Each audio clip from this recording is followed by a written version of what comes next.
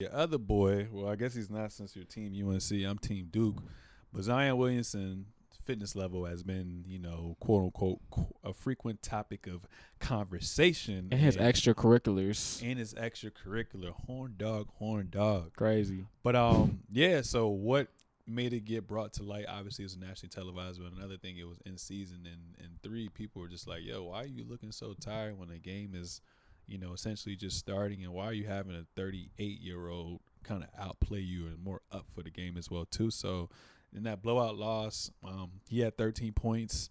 And obviously, he was getting criticized, getting shamed with his weight and his diet and all that stuff as well too.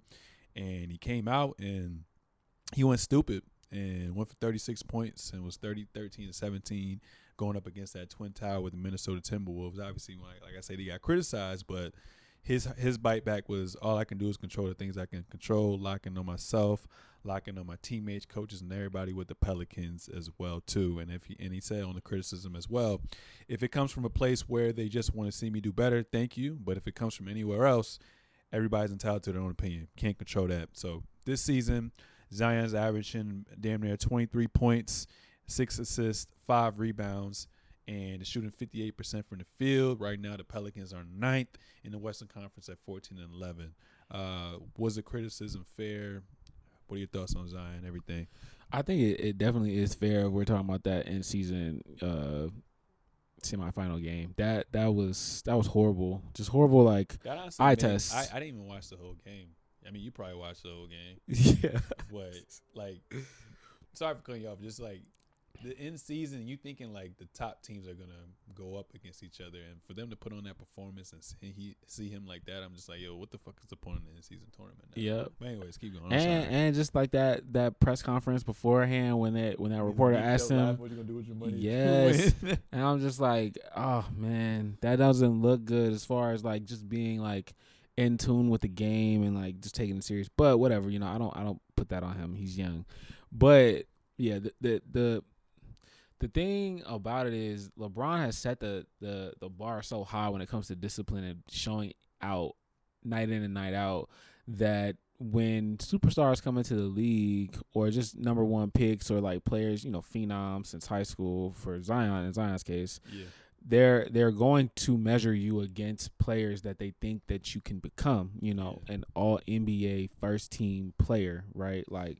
averaging for sure more than 23 points a game. That's great, but like they think that you can average 30 and you can for real. So I think it's just about the consistency and the discipline that the national media wants to see out of him. And I think that that's warranted.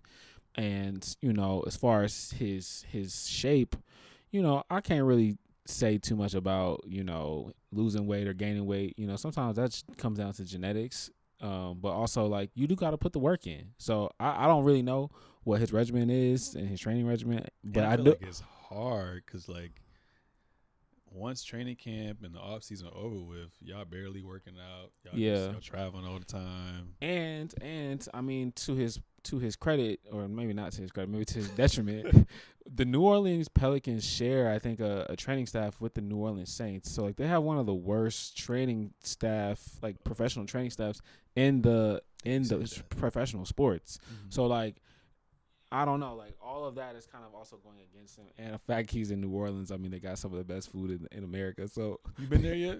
Yeah, I've been in New Orleans like 3 or 4 times. You go to Neil's Cafe, Mm-hmm. Josh's. You been to Josh's? Wait, no. I think you told me about it, but I haven't been yet. Yeah, I haven't been there. Okay, I'm gonna check it out though. So that's like one of my favorite places. Yeah, their food. At least when AD was there, their food, their restaurant, their food used to get catered to. Ooh. See, hey, that's them.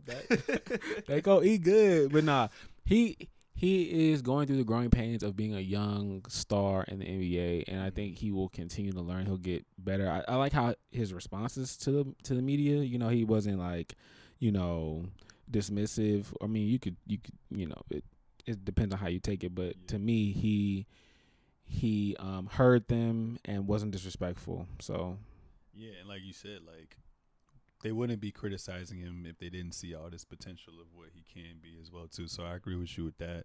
And like you said, you have players like a Charles Barkley and others who have similar body types like that, and you know, they're just coming from. I know there's tough love because that's just their generation, but they're just trying to look out for them because we want to see these next generation of players play at a high level. We need someone to carry the torch. We don't know who's going to be, so I agree with it. But there's two different type of people. Like there's people who are just have that go getter mentality. And you can still develop that, and then there's also people who have to constantly be pushed on. So I feel like that was necessary for him because I know other players who, if they got criticized like this, would fold under pressure, like Ben Simmons or something like that. You know? Yeah. So I like how he handled it, went on to dominate it, and I'm interested to see how he's going to be from a health standpoint to finish out the season. And we deserve to see him in the playoffs, man. Yeah,